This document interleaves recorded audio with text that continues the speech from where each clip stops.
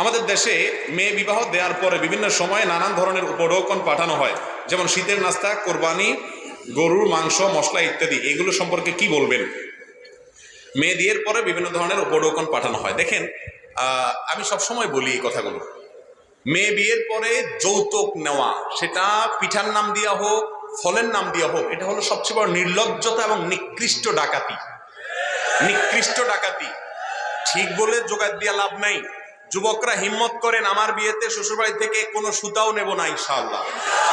মুরব্বীরা নিয়ে নিলে ফেরত দেন, নিয়ে থাকলে ফেরত দিয়ে দেন। শেখ বলতেছেন, ভালো কথা বলছেন, নিয়ে থাকলে ফেরত দেন। দেখেন ভাইরা আমার বিয়েতে আমার শাশুড়ি একটা ফ্রিজ দিয়েছেন, তখন 10,000 টাকা দাম একটা ফ্রিজ দিয়েছেন। আমার ওয়াইফকে আমি বলেছি, এটা আমি তো ঘরে ঢুকতেই দেবো না, এটা ফেরত দিয়ে আসতে হবে।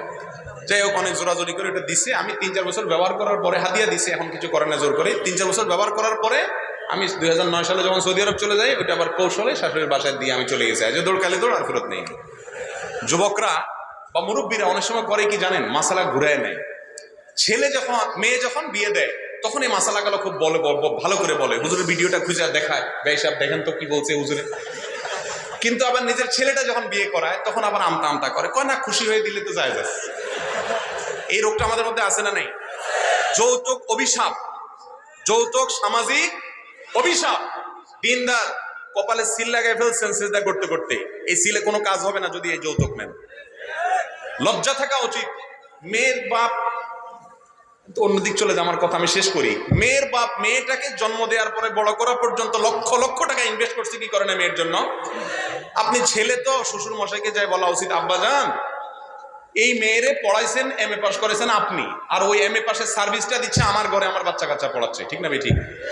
অসুস্থ ছিল, সুস্থ করছেন আপনি, এখন কাজ করতেছে আমার বাসায়। ঠিক না বে ঠিক?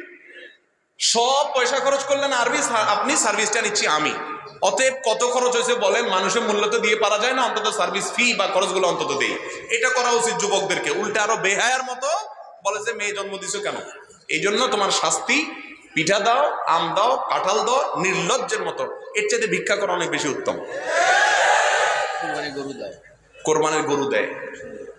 আবার বিয়ের সময় মেয়ের বাড়িতে কতজন যাবে সেটা নিয়ে বার্গেনিং করে, 500 লোক যাবে, 600 লোক যাবে।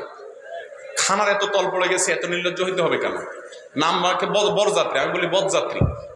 বদযাত্রী, বদ